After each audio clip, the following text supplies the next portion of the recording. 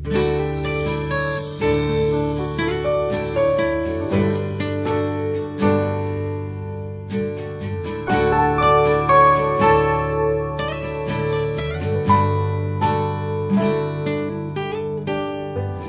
today we are still on our theme, the typologies of Christ in the Old Testament. Mga anino ng Panginoong Jesus sa Lumang Tipan. And today we're going to talk about something that is a subject that is not really talked about very much in the church today. And that is the Lord Jesus Christ as our perfect priest. Amen. And so turn with me to Genesis chapter 14, verse 18 to 20. Ngayon po natin ang salita ng Panginoon sa Genesis, kabanatang 14, and talatang 18 hanggang 20. Okay? Are you ready with me? Amen. Nakapag-worship ba kayo ng maayos? Amen. Okay.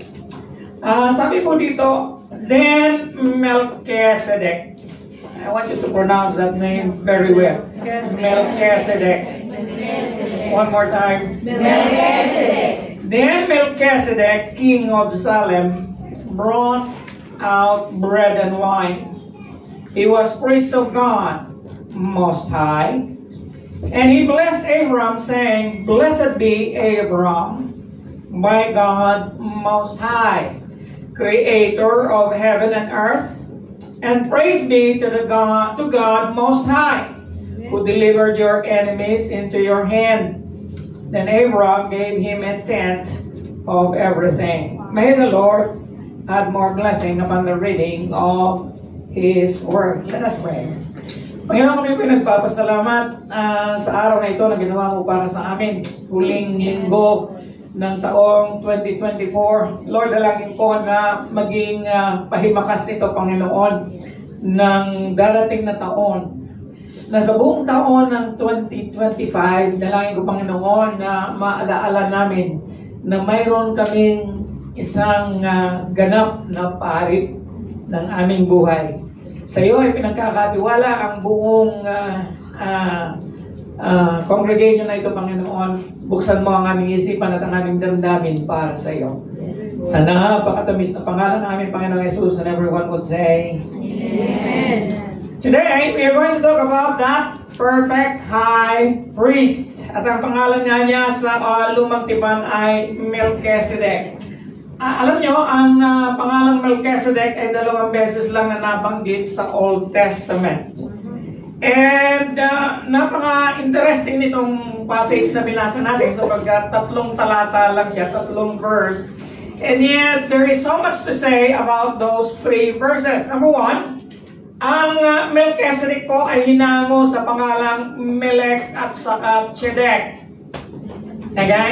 Ang ibig sabihin po ng Melech ay hari. Yan po ay isang Hebrew word na ang ibig sabihin ay hari, meaning to say king.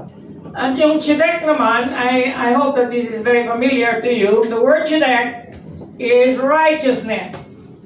And so, pagsamahin mo yung dalawang yon, king and righteousness, ang ibig sabihin, ang taong ito ay king of righteousness. Na hindi lang siya king of righteousness, sinabi niya na siya ay hari din ng Salem. Now, yung word na Salem ay hinango sa word na Shalom, which means peace. And so, if it rings a bell on you, Jerusalem, yung word na Jeru means city. At yung Salem ay peace. Meaning to say, the city of peace. And so, hari siya ng Salem. Yun ang unang tawag sa Jerusalem nung wala pa si David. Okay? And it is the city of peace. And then, sabi niya, he was priest of God Most High. Siya raw ay pari ng kataas-taasang Diyos. Now, sa Hebrew, yung word na kataas-taasang Diyos ay ano? El Elyon. Hello? Parang hindi kayo nag-aaral. Ang ibig sabihin po ng God Most High is El Elyon. And did you notice that tatlong beses binanggit ang El Elyon dyan? Siya ay pare ng kataas-taas ng Diyos. And then sabi niya, binless niya si Abraham, na sinabi niya na, blessed be Abraham, or Abram, by God Most High. And then again, praise be to God Most High. Okay? Now, mapapansin ninyo na ang pangalan ni Abraham dyan ay hindi pa Abraham, kundi Abram. Okay? Now, this only signifies that this particular point in time in the history of Israel is very, very early. And so sabi niya, can you imagine na ang priest king na ito, sinalubong niya si Abraham or si Abram, at si Abram ay kagagaling lang niyang makipagbaka sa 5 hari na pinamumunuan ni Haring Kedorlaomer. Okay? Bakit siya nakipaglaban sa 5 hari yun? Okay? Sapagkat ang kanyang pamangkin na si Lot, remember na si Lot? Yes. Ang kanyang pamangkin na si Lot na nakatira sa Gomora, pagkalapit yung Sodom at saka Gomora, at alam natin ang sa kasaysayan ng kung ano yung Sodom at Gomora. Kahit ang hindi mga Kristiyano, pag nabanggit mo ang Sodom at Gomora, alam nila kung ano yung nasa isip nila. Iyon ay isang masamang lugar na nandun yung mga kalaswaan and everything. Doon nakatira si Lot. Ngayon, sinalakay ng Haring si Kedorlaomer yung lugar na yon, nabalitaan ni Abraham, pumunta siya doon at nakipaglaban siya kay Kedorlaomer, nanalo siya. Sinalubong siya ngayon ni Melchizedek. Hindi ko alam kung saan siya nasalubong ni Melchizedek sa kasari yata. At I want you to notice here, ano ang dala ni Melchizedek? Bread and wine. Hindi nyo ba naitanong sa sarili nyo, bakit instead na litson ang dinala niya, bread and wine? Magsi-celebrate bread and wine? Hello? You understand what I'm saying? Amen. Now, anong ginagawa natin pagka-communion? Bread and wine. Bread and wine. Amen? So, bago pa dumating yung communion at saka yung Eucharist na tinatawag, ay ilang libong taon pa, andiyan na siya. Amen? It is already foreshadowing the many things that the Lord Jesus Christ is going to be symbolized about in the New Testament. Amen. Amen?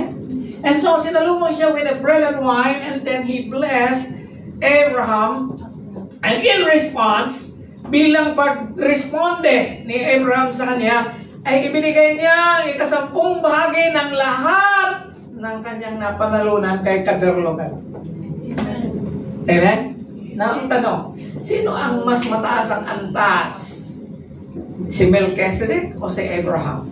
Si Melchizedek.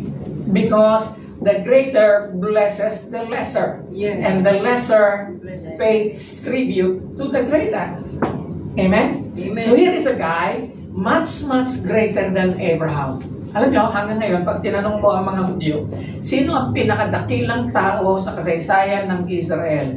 Sasabihin nila, si Abraham. Bakit? Kasi kung wala si Abraham, walang Israel. Kasi si Abraham, siya ang pinagmulan ng bansang Israel. Kaya nga kung wala siya, walang Israel. And yet today, I'm going to introduce to you Melchizedek, greater than the patriarch of Israel, and his name is Jesus Christ. Amen.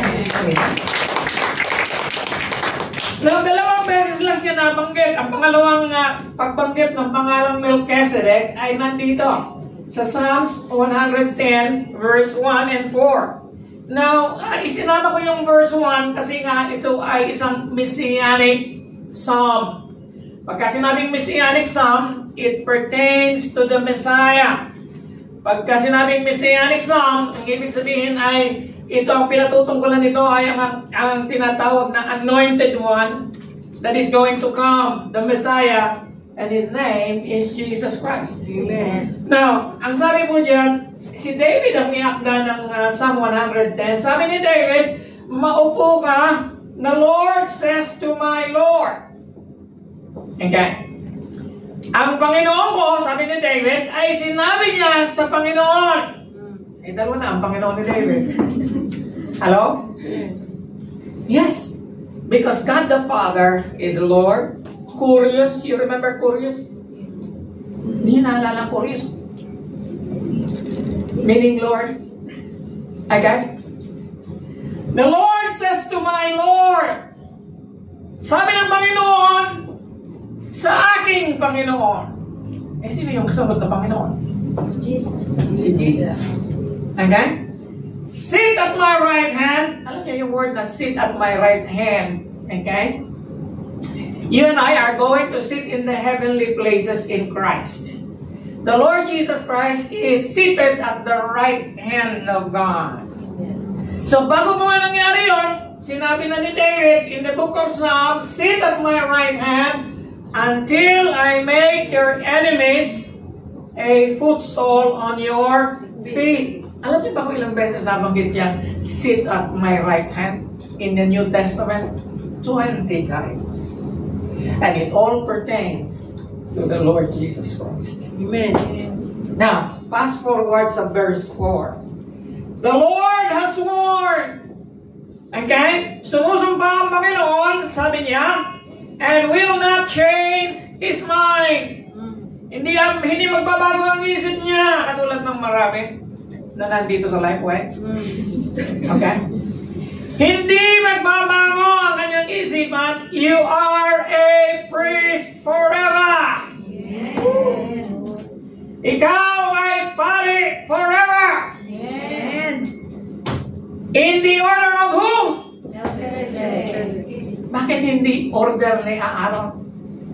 Okay? Papaliwanag natin yan mamaya. Kasi alam nyo, sa Israel, isa lang ang order ng priest. Hindi katulad sa atin ngayon, ang daming order of priest. May mga Jesuits, may mga Dominicans, may mga, ano pa dyan?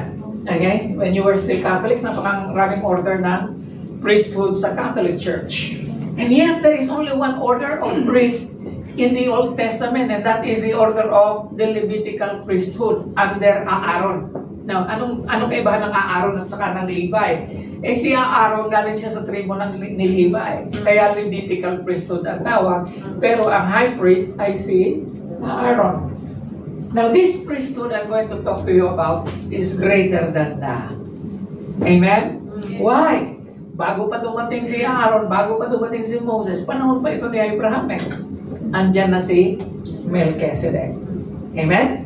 And so, you are a priest forever in the order of Melchizedek.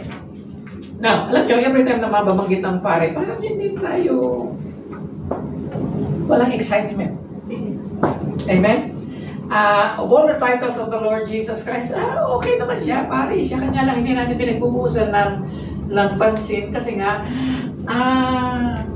siguro minsan hindi maganda ang karanasan mo sa mga pare. Ang mga pastor, ngayon dapat ang tawag kay pare, hindi naman pare ang tawag sa pastor ngayon, kundi pastor. Eh yung iba nga ang tawag mas. Okay? Yung iba, to. Huwag akong tatawagin ng ganyan. Yung iba, to. Okay?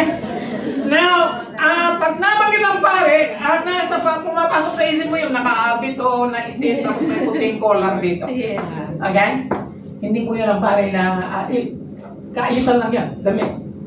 And hindi po gano'n. Now, let me introduce to you Jesus, the perfect high priest. Una-una sa lahat, itanong natin, ano ba yung pare? Okay? Ang pare ay galing sa word na pontifex. Say the word with me. Pontifex. Now, literally, ang ibig sabihin nito ay bridge builder. Taga-gawa ng tulay. Amen? And so, pag if you are going to put that word in your mind, makikita mo kagad yung bridge. May taong gumagawa ng bridge. Siya yung pontifex. Anong trabaho ng bridge?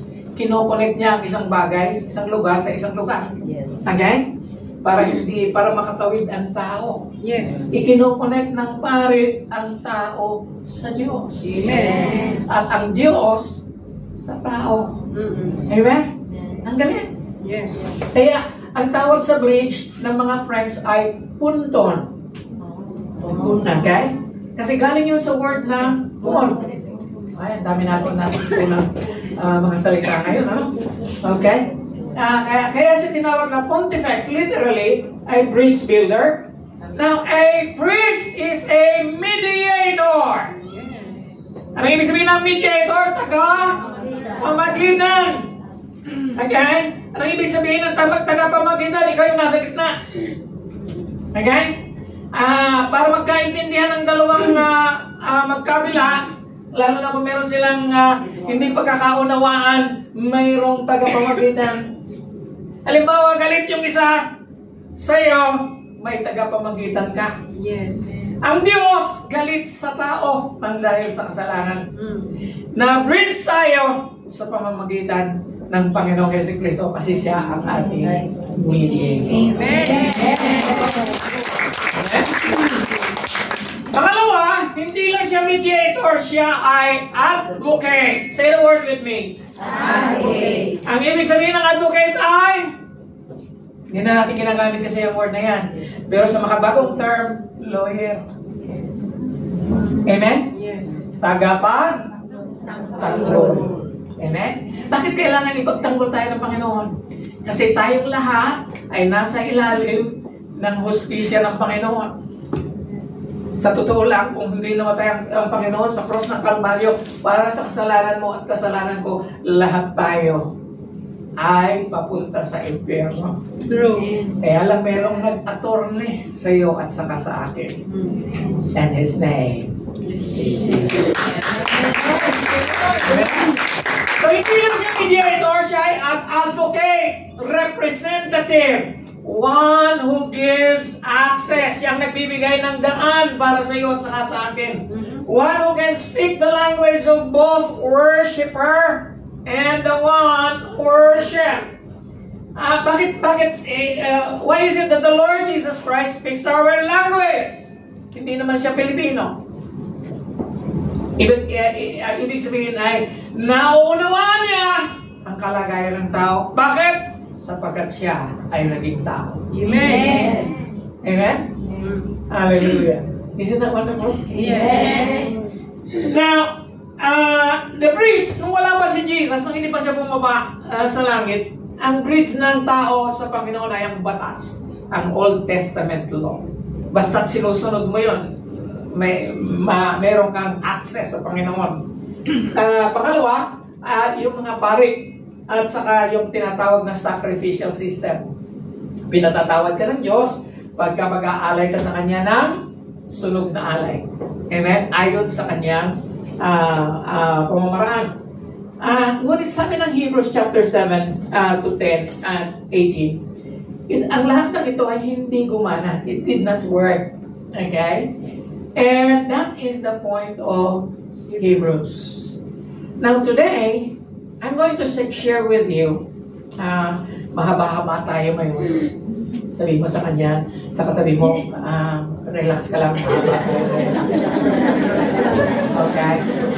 Hallelujah. Bagong taon eh. Okay? Hallelujah. I am going to give you at least 6 things. Wow.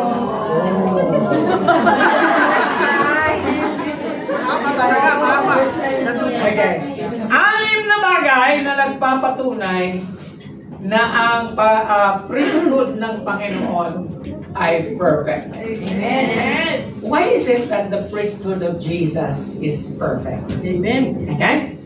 And so, are you ready? Amen. I want you to understand na ang gusto kong mangyari at the end of the service, you will begin, gusto kong mapangha kayo eh. Kasi habang ginagawa ko ito, mga apo eh. Pag hindi kayo namang halin na something is wrong. Yeah. Dapat sa puntong ito, mga ka na dahil sa dami na nating napag-usapan patungkol sa Panginoon, di ba? Amen. And so, Gusto kong mamangha kayo, hindi sa akin. Mamangha kayo sa Panginoon. Amen. Namamangha kayo na, wow, Lord, ang lupit mo. Hindi malupit na yung malupit, ha? Alam niyo yung expression, ang lupit. Yes. Okay? Ang lupit ng Panginoon. Amen. Okay? There are 6 things that will answer to the question, why is Jesus' priesthood perfect? Okay? What are those elements about His priesthood that makes it perfect? Number 1. Okay? The priesthood of the Lord Jesus Christ is perfect because of His perpetuity. Wala na sa English yun. Okay? Sige nga, pakiulit, perpetuity. Dito galing yung word na perpetual. Dito yung galing yung pangalang perpetual. Anong ibig sabihin ng perpetual? Nagpapatuloy. No ending. Eternal. Hello? Amen. Okay?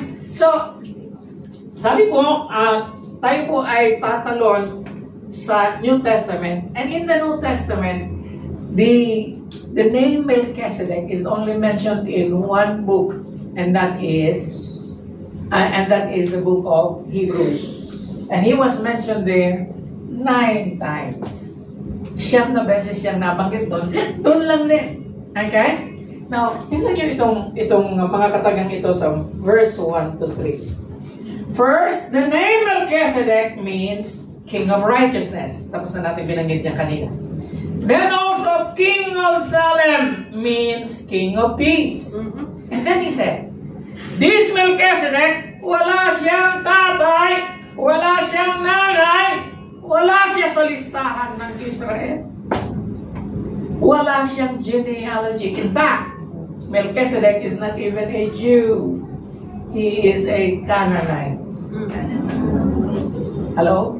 Interesting, isn't it? Yes. And then it says there, without beginning of days, kasi nga bigla lang siya sumulpot. Wala siyang background sa Old Testament.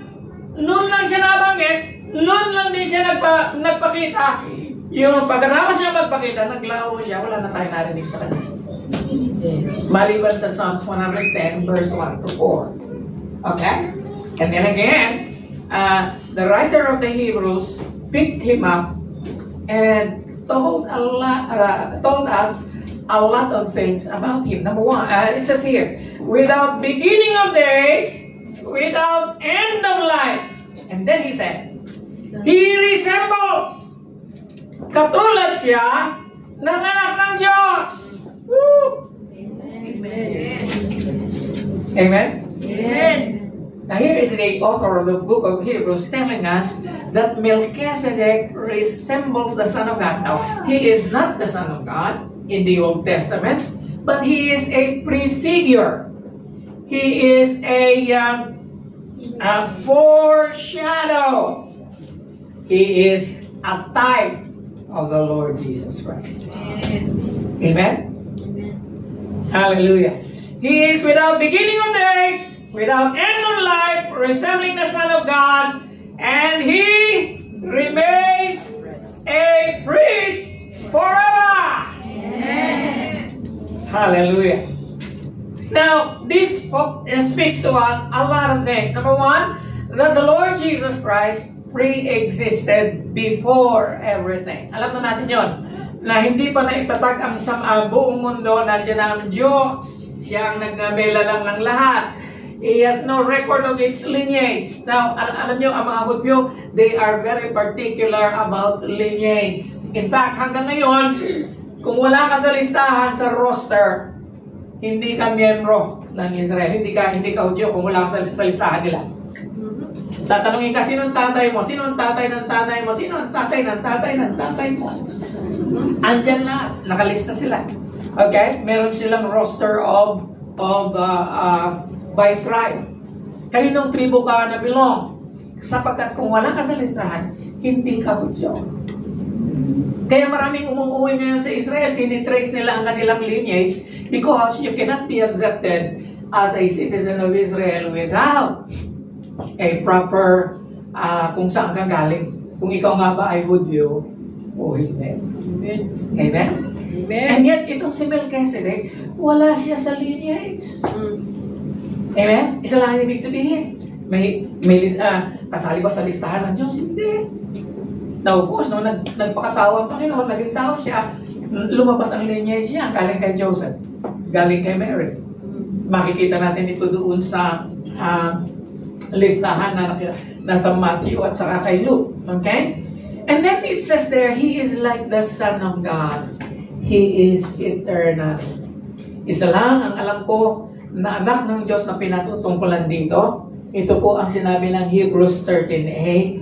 Jesus Christ is the same yesterday, today, and forever. Go ahead, give the Lord a hand. Ito lang siya kahapon, ngayon, at magpakailan pa. Now, I want you to understand that when Jesus, di ba nung umakyat ang Panginoon papunta sa langit, yung tinatawag ng glorification. After the resurrection, He went up to heaven. After 50 days, na narito siya sa lupa, umakyat siya sa langit. Now, in heaven, there is the true tabernacle is in heaven. Okay? Nandun ang totoong sanctuary. Ang sanctuary ginawa ni Moses dito, ang tabernacle na ginawa ni Moses sa wilderness is just a prototype of what is in heaven. And when Jesus went into heaven, He did not end His ministry. He became an intercessor for us. He became still a priest for us. Okay? Na ito po ay isang sinabi ni A.W. Tozer. Sabi niya, the scriptures assure us that there is a true tabernacle, a true sanctuary in heaven. You can find that in Hebrews chapter 8, verse 2, by the way. Jesus, our great high priest, is busy there. Ewan ko kung nabibisi ang Diyos. But anyway, in that heavenly sanctuary is a continuing and effective altar. There is a mercy seat. Best of all, our mediator and advocate is there on our behalf. What an amazing truth. Amen. Hallelujah. Alam niyo ba na hindi tayo magsusurvive? Ikaw at ako hindi magsusurvive bilang isang Kristiyano kung walang nag-i-intercede sa atin. Amen? Hallelujah.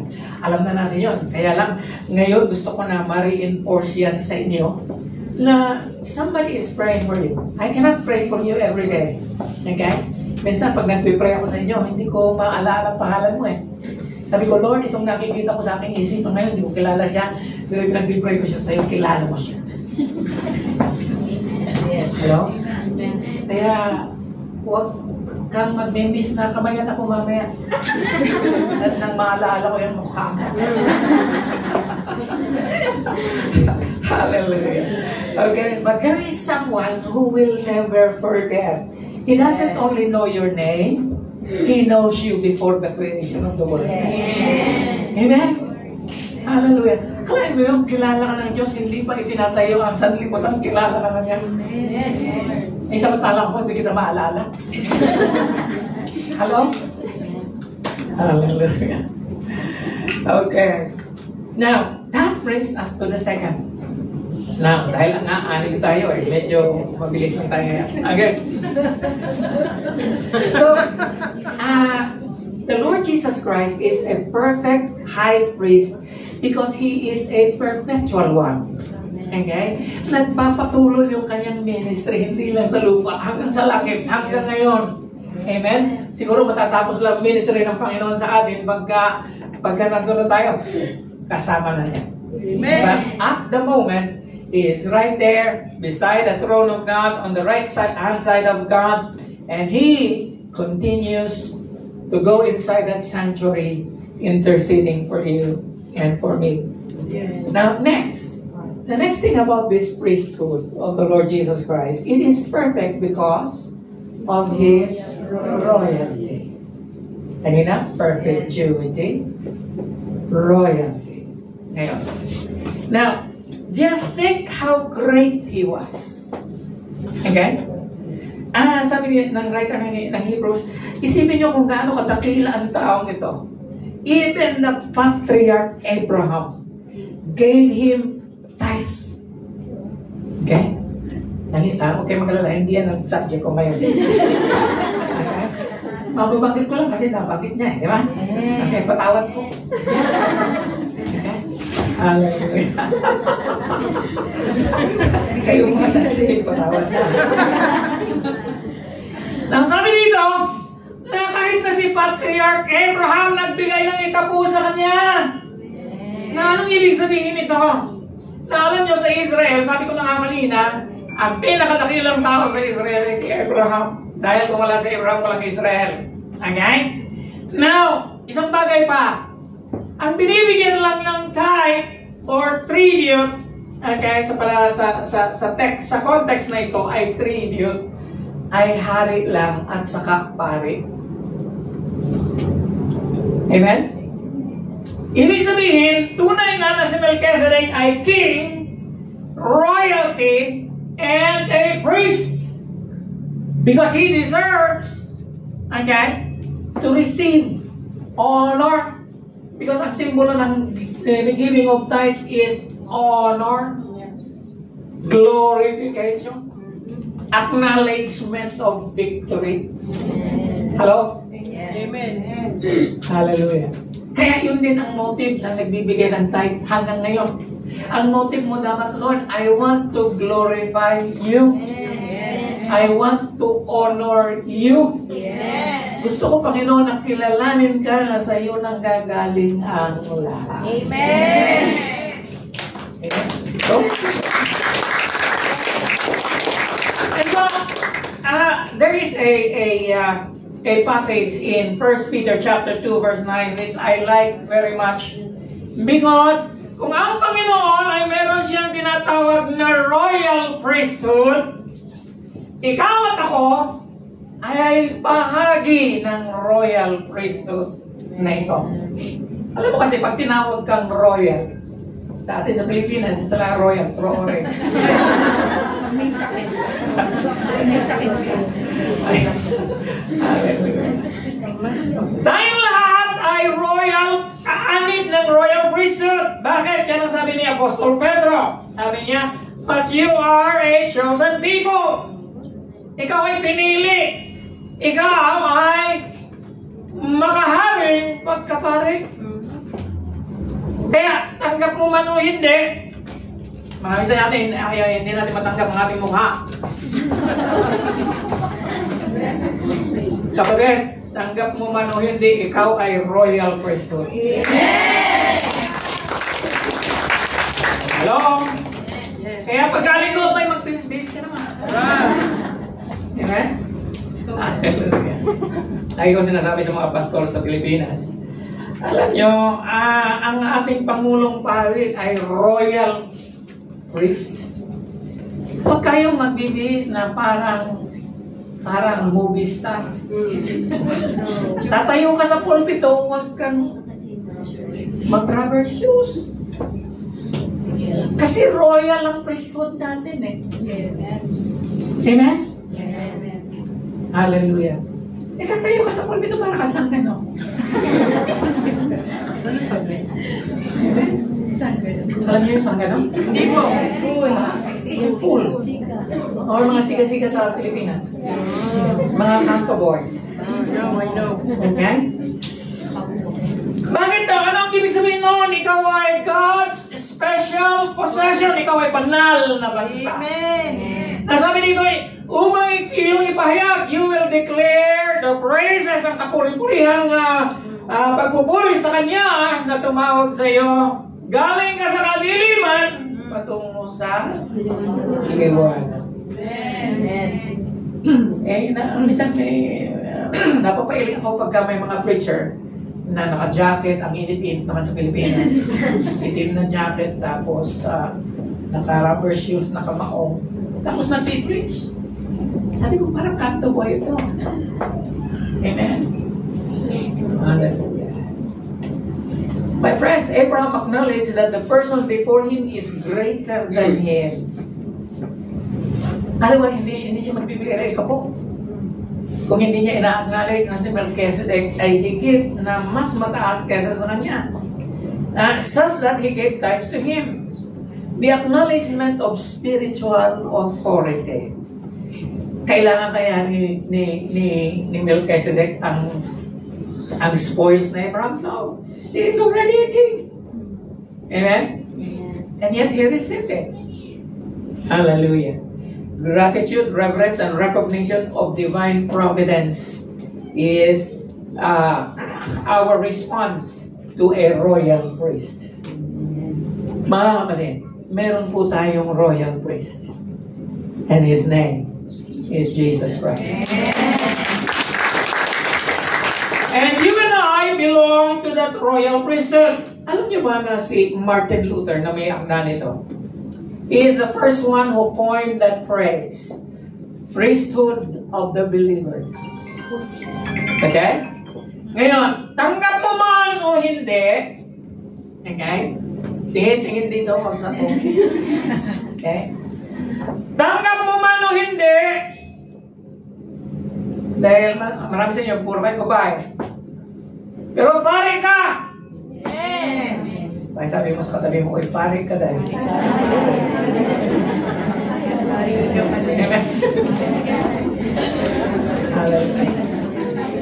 Ewan ko may kung tinatanggap na, hindi pa rin tinatanggap ang mga babae bilang pare sa Catholic Church. Ano?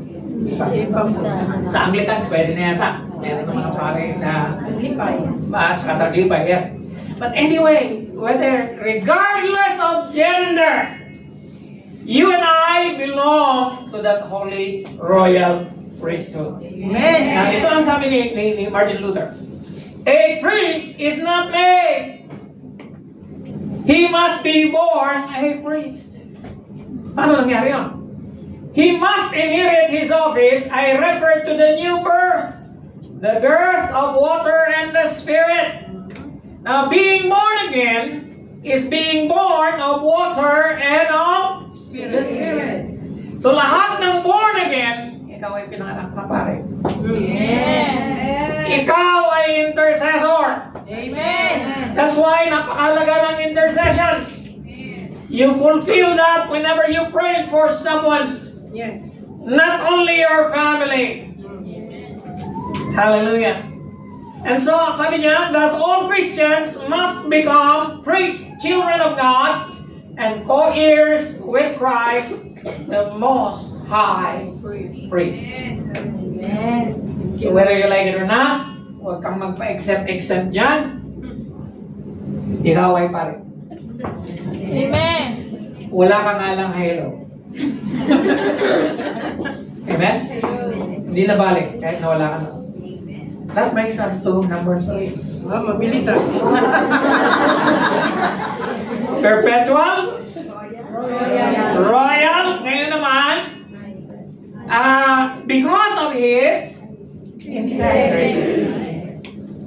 The priesthood where you belong has integrity. Why? Others became priests without any oath. May mga bagay daw dyan, wala silang pledge, wala silang oath, wala silang sinumpaan. But Jesus became a priest with an oath. Bakit? When God said to him, the Lord has sworn, and this is in Psalms 110 na binasa natin kanina, the Lord has sworn and will not change his mind. You are a priest forever. The Lord Jesus Christ was declared priest forever. Amen? Siguro, alam niyo ba na ang Panginoong Jesucristo, He was only declared as priest forever when He came down from heaven to earth. Why? Because He has a job. He has a mission. And that is to be the sacrifice for our sins. And now that that sacrifice has been done on the cross of Calvary, He must continue to intercede. Amen. He is going to be a priest forever for us after the order of who? Melchizedek. Now because of this oath, Jesus, I like this. Jesus has become the guarantor. Hindi ikaw yun. Hindi ka pwedeng mag-guarantor. Amen? Kahit nga sa utang, hindi ka pwede. Isa lang ang guarantor ng lahat ng bagay. Si Jesus lang. Amen? He has become a guarantor of what? A better covenant. Why? The Old Testament, ang tawag sa Old Testament ay Old Covenant. Hindi tayo nakapasa sa Old Covenant. Kaya binigyan tayo ng bagong covenant ng Panginoon. Amen? Lahat ng tao sa Old Covenant, failure. Then came the Lord Jesus Christ, and in His new covenant, we all will pass this covenant by faith. Amen. Hindi na sa pag-aalay at paggawa, ginawa na ng lahat ng Panginoon, pati nga alay, siya na naging alay para sa atin. Yes. Ang natitira na lang para sa atin ay tanggapin siya as Lord and Savior of our lives at mamuhay na may pananampalataya. Amen. Amen. And that ensures us, and that is the very reason why this priesthood has integrity. Why? Because He did everything already. And when God does everything, it is perfect. Yes. Amen? Hallelujah. Kung ang tao ang gagawa, may lagi tayong supply eh. Yes. True. Amen? Kahit na gano'ng pagpapakabuti mo, hindi ka talaga puputi eh. Yes. Si Lord lang ang makapagbibigay ng kabutihan sa atin. Amen. Because ang righteousness na meron tayo ngayon ay borrowed righteousness. Yes. Now, does it mean na wala na tayong gagawin at magpapaano na lang tayo? No. We have to live by faith. Yes. We have to walk in the Spirit. Amen? Hallelujah. You are already there, but not yet. Yes. Hallelujah. And the thing that gives this integrity is the oath that was given by God. Sabi ng Panginoon, you are a priest forever. That is my oath. I will not lie. Hallelujah. Now, there is a verse in Hebrews chapter 6 verse 17 that concurs that. Sabi diyan, so when God wanted to make the unchanging nature of His purpose very clear to the heirs of promise, na dahil gusto raw ng Panginoon na ipahayag ang kanyang hindi nagbabagong nature ng kanyang purpose, ng kanyang layunin sa lahat ng tagapagmana ng kanyang mga pangako, inarantiyahan niya ito ng ano? Ng sumpa. He made an oath. Amen? Hallelujah. Praise God. Panginoon, kapatid, dahil sa integrity na yun ng Panginoon, you have a better chance. Amen? Hello? Amen. How many of you, parang alanganin ka na tatanggapin ka sa langit o hindi? Yes. Nagtatawa kayo, pero madalas meron tayong damdamin gano'n, di ba? Yes. Minsan sa prayer natin, nahiya na tayo mag-pray kay Lord. Yes, true. Okay, mangungumpisa na naman ako. No? Okay. Hallelujah. And yet, I guarantee you this. Amen?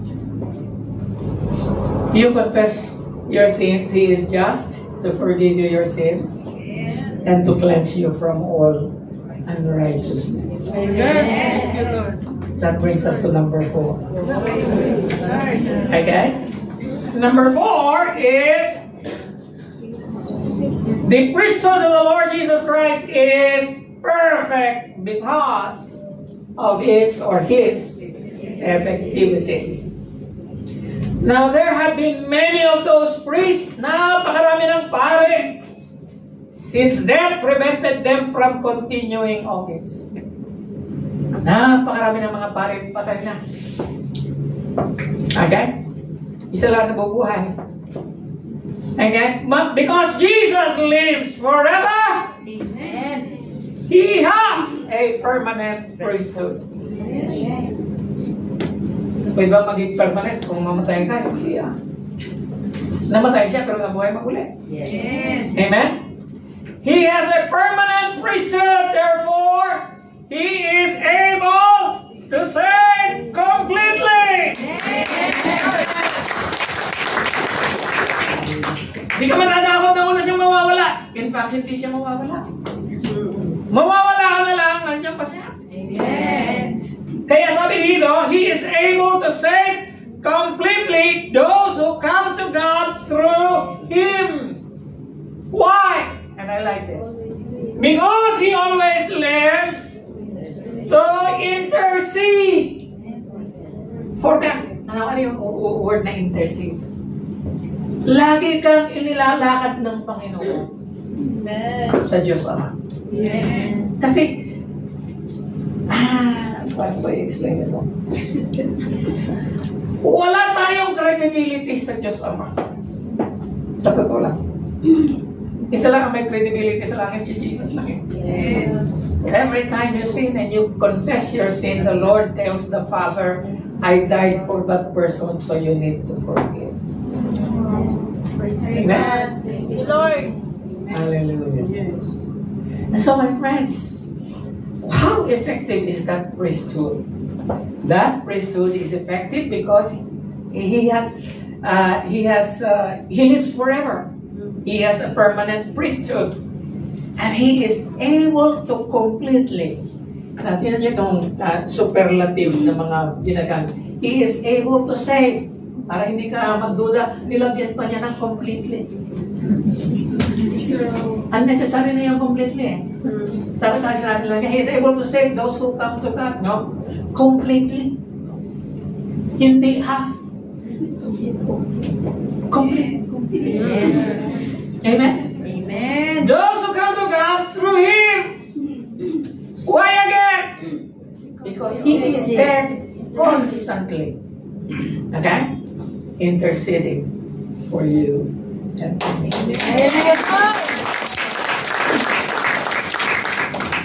Hallelujah. I like this verse in Jude 1:24-25. Through Him who is able to keep you from stumbling. Mas gusto ko yung sa King James Version. Alam niyo sa King James Version, sabi niya, to Him who is able to keep you from falling.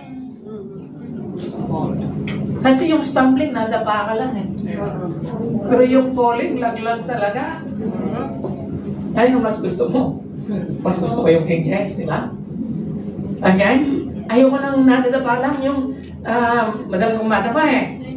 Eh, paano kung malaglag ako? May sasalo ba sa akin? Ha! Hindi lang sasalo sa'yo, pipigilan ka niya na malaglag. To Him who is able to keep you from stumbling and to present you before His glorious presence without fault and great joy. Kaya kapatid, if there is anything that the Lord is doing in behalf of us every day of our life, that is sanctification. The great work ng Panginoon sa atin ngayon ay ang tinatawag ng paglilinis ng ating buhay. Bakit? Gusto niya na ihaharap ka niya sa Diyos Ama na may kagalakan at walang bahid ng kasalanan. Amen. Yes, Lord. Amen. To the only God, our Savior, be glory, majesty, power, and authority through Jesus Christ our Lord, before all ages, now and forevermore. Amen. I like that prayer. Again, actually that is a doxology. And it speaks volumes about the effectiveness of God's intercession for all of us. Dalangin ko na kahit man lang ang prayer na ito ay manatili sa ating diwa at manatili sa ating isipan at the moment of our crisis, especially at the moment of our discouragement, at the moment of our confusion.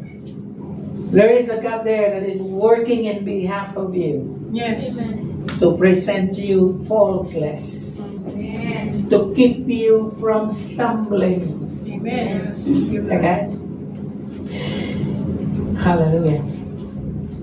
There is somebody there who is working very very hard in your behalf Thank you, Lord. para hindi ka ma-scam. Amen, Lord. Hello? Yes. Okay? Para hindi ka magkaroon ng maling desisyon sa buhay. Yes, true. Amen? Amen. Na hindi ka madapa Yes. na sa mga blue eyes na yan. Yan na purple eyes daw. Okay? Blue eyes. That brings us to number 5. Baka lumayo tayo. Number 5! His sympathy! Bakit perfect si Lord? Kasi may simpatiya siya sa iyo at saka sa akin. Yes. Hindi lang niya yung ginagawa ito dahil Diyos siya ay Diyos. No, He loves us. Okay? And so sabi ng writer ng Hebrew, sabi niya, such a high priest truly meets your need. He is holy, He is blameless, pure, set apart from sinners, exalted above the heavens. Unlike the other high priest, He does not need to offer sacrifices day after day. First for His own sins, and then for the sins of the people. He sacrificed for their sins once and for all when He offered Himself. Thank you, Now, Lord. you need to understand the sacrificial system of the Old Testament so that the message of this particular text is going to come home to you. In the Old Testament, ang kapalit mo ay hayop. Yes. True. Okay? Instead na ikaw mamatay, hayop na ang mamamatay in your behalf. Gigilitan yung hayop na yun, kukunin yung dugo niya, and itatapon dun sa mercy seat or sa sacrifice. And when the Lord sees the blood, He will forgive. Ang hayop na yun ang naging kapalit ng buhay mo. But our priesthood under the Lord Jesus Christ is quite special. Hindi hayop ang naging kapalit mo. Ang naging kapalit mo ay siya. Siya ang naging hayop na inialay sa cross. And because of that sacrifice, it is more effective, and that shows us volumes about sympathy. Amen? And dahil sa habag ng Diyos, ipinagkaloob niya sa atin. And that gives us a brand new meaning of John 3:16. For God so loved the world that He gave His only begotten Son. Amen? Wow. That is true sympathy. That's why in Hebrews again, chapter 4, verse 15, he said this, for we do not have a high priest who is unable to sympathize. Wala tayong Pangulong Pare na walang simpatiya sa atin, no. But He is there to sympathize with our weaknesses. Yes. Why? Why is He able to sympathize with our weaknesses? Because He knows. Kapatid, ang temptation mo hindi unique. Okay? Hindi ka nag-iisa. Marami tayo. Yes.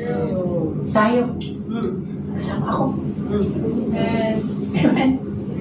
Hindi lang ako. Hindi lang tayo. Kasama siya. Bakit? Bakit pwedeng makipagsimpatiya ang Diyos sa iyo at saka sa akin? Kasi naging tao siya. Sabi dito, He was tempted in all forms. He has been tempted as we are. The only difference is, He did not sin. Amen? Kaya napaka-perfect ng Panginoon eh.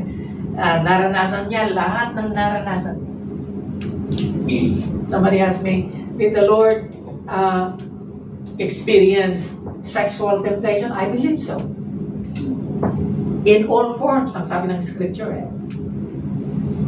Hallelujah. Did He experience all kinds of temptation as pertains to you and me right now? Yes. Yes. The only difference is, He did not give in to temptation. Kaya kapatid, hindi kayo unique. Kasi minsan sinasabi sa'yo ng Diablo, ang unique mo. Ang dumi ng isip mo. Hindi totoo yan. Lahat ng kasalanan, it is rebellion against God. Rebellion against the Word of God. And that's the reason why the priesthood of the Lord Jesus Christ is perfect, because He knows He can sympathize with me. Therefore, if He can sympathize, sino yon ang magkukondemn sa iyo at saka sa akin? Who is He that will condemn? Christ Jesus is the one who died. More than that, He was raised, who is now at the right hand of God. And what is He doing there? Interceding for us. Amen. Wala mo yun? Wala nang pinag-usapan ang Diyos Ama at Diyos Anak. Ikaw lagi ang topic nila. Kaya, yung anak mo, nagwawala na naman. Okay. Oo nga eh. Nadala ko ng angel. Okay. Pag-ibigay ko yung tenga niya sa hello? Walang biro. Anong pag-uusapan ng Diyos Ama at saka Diyos Anak? Sa langit. They have eternity. Sino ang subject? Ikaw. Amen. Kasi nakakatawa isipin, I think so. I believe so. Yes. Kasi nga sabi dito, who is at the right hand of God, who indeed is interceding for us. Si Jesus ba, pag nag-pray, pupunta pa sa closet at magtatalong, Lord, hindi ka sa katabi na niyan. Nasa big the room. True or false? True. Diba? Wow, ngayon ko lang naisip yan. Amen?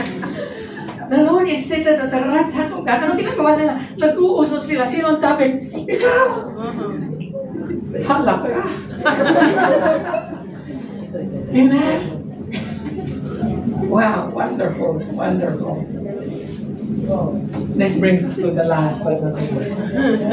Number 6. Why is the priesthood of Christ perfect? The priesthood of Christ is perfect because He is trustworthy. Mapagkakatiwalaan siya. Amen? Why? For the law appoints as high priest men in all their weakness. Ikaw ba magtitiwala sa taong may weakness? Huwag na. Amen? Kaya huwag ka magtitiwala, magpahiram ng 1,000. Huwag na huwag ka magtitiwala. Kahit na gaano pa, kabait niyang tao niya. True or false? True. Iiyak ka, kapatid. True. But there is one person na mapagkakatiwalaan mo. Hindi rin siya mangungutang sa'yo. And His name is Jesus.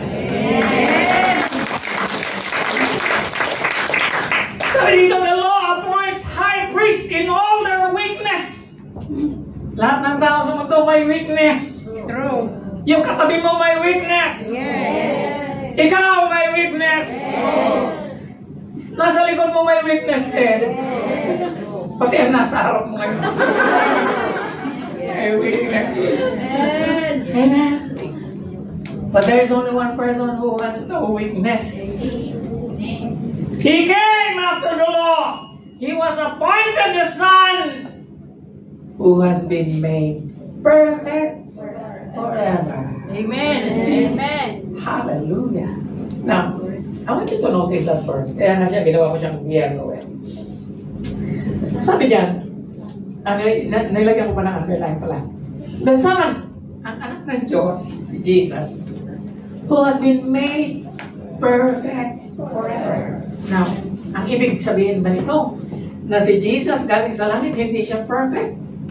No, He is perfect. But the flesh is not.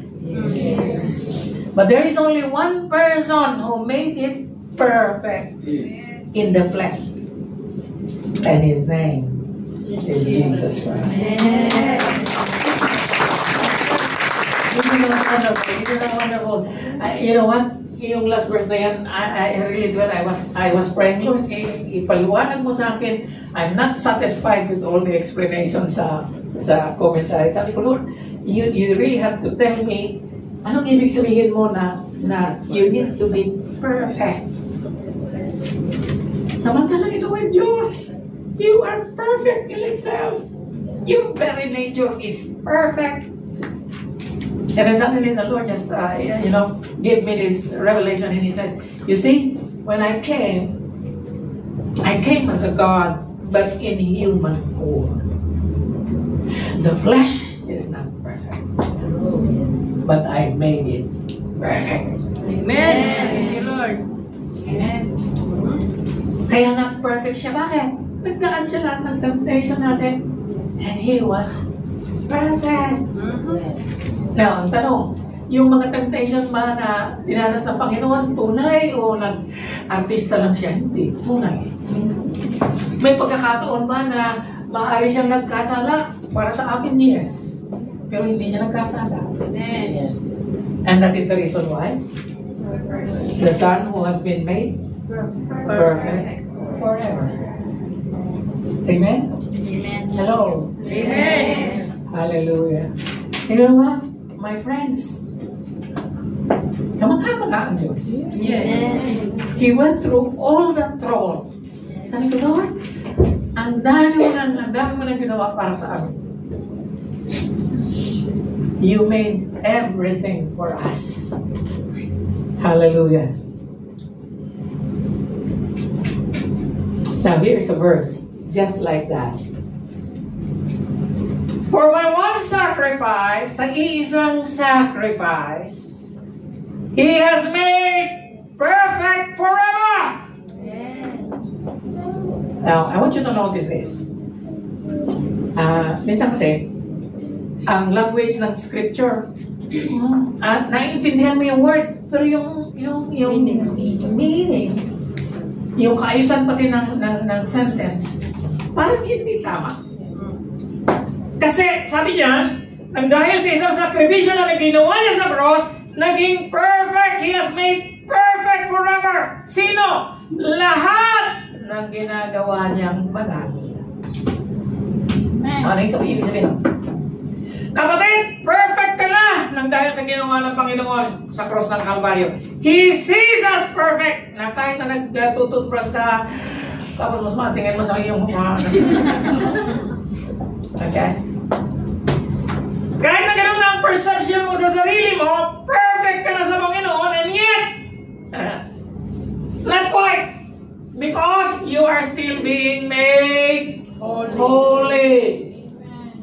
Ano nga yan sa grammar? Yung patuloy na perfect tense ba yan? Continuing. The activity is still continuing. I forgot. I forgot the future perfect ba yan? Future perfect tense or something like that. Nagpapatuloy yun. Ginagawa pa tayong banal, pero sa paningin ng Panginoon, perfect ka na! Woo! Tingnan mo nga katabi mo, perfect ba siya? Hindi. Hindi. And yan, ginagawa siya perfect! Hindi lang siya ginagawang perfect. Sa paningin ng Diyos, perfect na siya. Ngunit ginagawa siyang banal. Amen. Sabi sa katabi mo, may pag-asa tayo. Hallelujah. May pag-asa tayo. Hallelujah. Amen. We have hope. Yes. Hallelujah.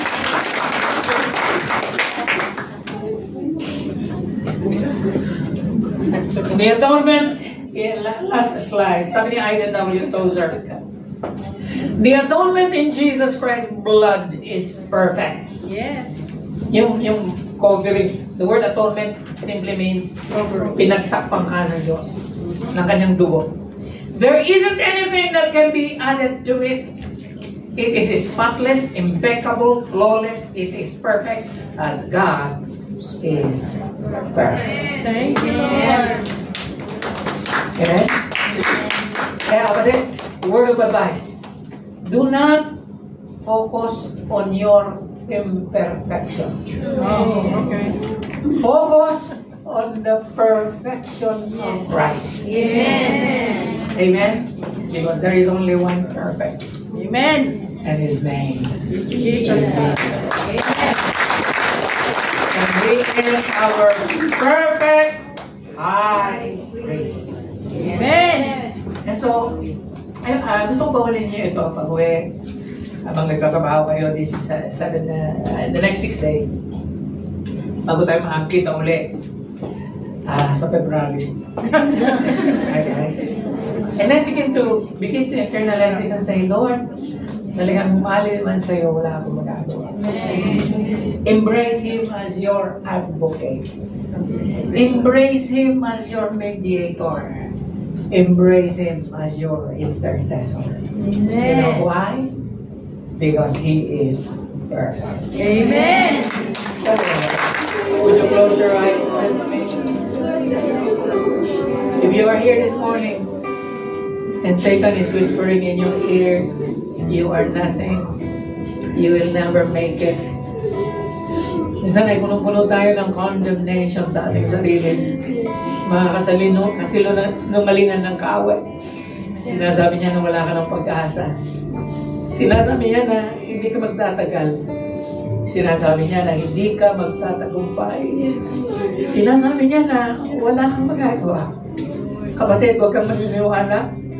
Meron tayong perfect priest. Hindi siya bumibitaw sa iyo.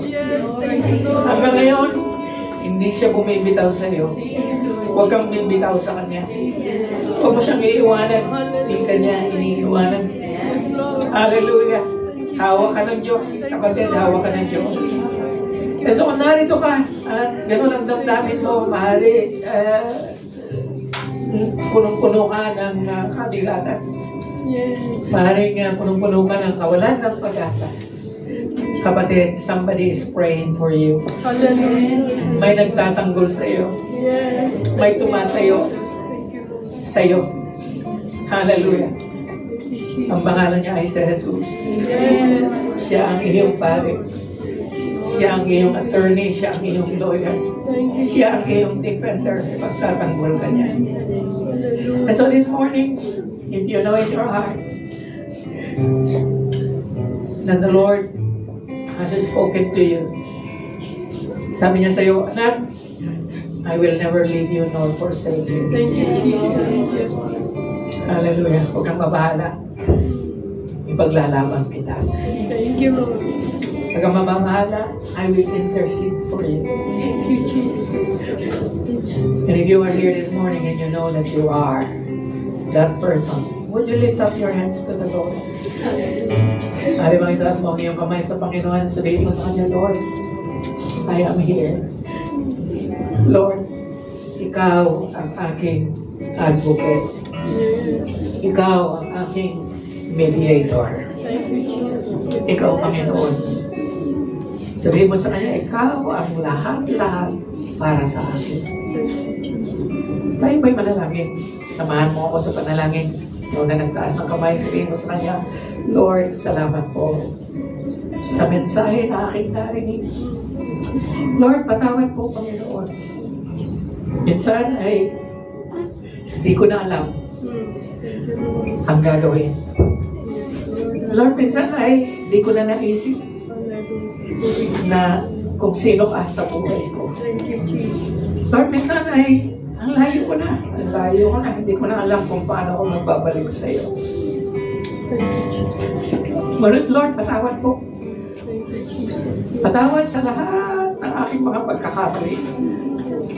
Patawad sa lahat ng aking mga paglilimot sa iyo. Patawad po, Panginoon, sa mga baluktot na mga argumento ko sa aking buhay. Patawad, Lord, sa aking damdamin. Lord, salamat, nandiyan ka pala. Salamat, di ka pala bumibitaw sa akin. Thank you, Jesus. Lord, matagal na akong bumitaw sa iyo. Hanggang ngayon, ang kamay mo ay nasa balikat ko. Lord, salamat po sa araw na ito. Sa iyo muling ipinagkakatiwala ang aking buhay, ang aking pamilya, ang aking trabaho. Yes, Lord. Lord, ang aking kapaguran. Yes. Kapaguran ng isip, kapaguran ng katawan, Yes, Lord. kapaguran ng aking damdamin. Yes. Lord, sa iyo ako'y magtitiwala. May magagawa ka sa akin, Panginoon. Yes, Lord. Lord, you can change my destiny. Yes. Hallelujah. You can change my tomorrow. Yes, Lord. You can change, Lord, Yes. my life. Yes. You can change, Lord, lahat ng ako, Panginoon, ay maaari mong mapagbago. Yes. Amen. Salamat po, Panginoon. Sa iyo ay muling ipinagkakatiwala ang aking buhay, ang aking pamilya, Yes. ang Hallelujah. aking trabaho, Hallelujah. ang aking katawan. Thank you, Lord. Lord, lahat ng aking mga nararamdaman Yes. sa iyo ay ipinagkakatiwala. Thank you, Lord. Ikaw na may nararamdamang sakit sa katawan, physical sickness, maaari bang ilagay mo ang kamay mo sa lugar na yon na may pain ka. I will pray for you right now. Father, in the name of Jesus, lahat ng kamay na nakalagay sa nakapatong Panginoon sa bahagi ng katawan na may pananakit at may mga nangyayari sa ngalan ni Jesus. Sa ngalan ni Jesus, ngayong umagang ito, I claim healing. Lord, hinihiling ko ang kagalingan na nanggagaling sa iyo. Lord, sa ngalan ni Jesus, pinuputol ko ang lahat ng kapangyarihan ng Diablo sa katawan ng kapatid na ito sa ngalan ni Jesus. Sa ngalan ni Jesus. And Lord, you will restore health. You will restore strength. You will restore every ligament, every cell, every vein, oh God. Lord, and it is not going to hinder my sister or my brother, Panginoon, sa kanyang ginagawa. Sa ngalan ni Jesus. Lord, you are Jehovah Rapha. Ikaw ang Diyos na nagpapagaling. Ikaw sa iyo nagagalingan. And we claim it right now. In the name of Jesus. In the name of Jesus. Lord, nadalangin ko ang lahat ng mga nangungulila sa kanilang mga asawa, sa kanilang mga ama, sa kanilang mga anak, Panginoon. Lord, bigyan mo ng kagalakan sila ngayong umaga ito. Lord, uuwi sila na may pag-asa, Panginoon. Salamat, Lord. Salamat, Lord. May gagawin ka sa pamilya nito. Sa ngalan ni Jesus. Sa ngalan ni Jesus. And Lord, sa iyo ay pinagkakatiwala ang buhay ng bawat isa. Salamat sa pagbabalik loob. Salamat sa panibagong tsansa na naman. Salamat sa panibagong antas ng pananampalataya. And salamat, Lord, sa bagong umaga, bagong bukas, bagong lakas, at bagong kagalakan. Sa napakatamis na pangalan ng aming Panginoong Jesus, and everyone would say, Amen. Palakpakan po natin ang Panginoon.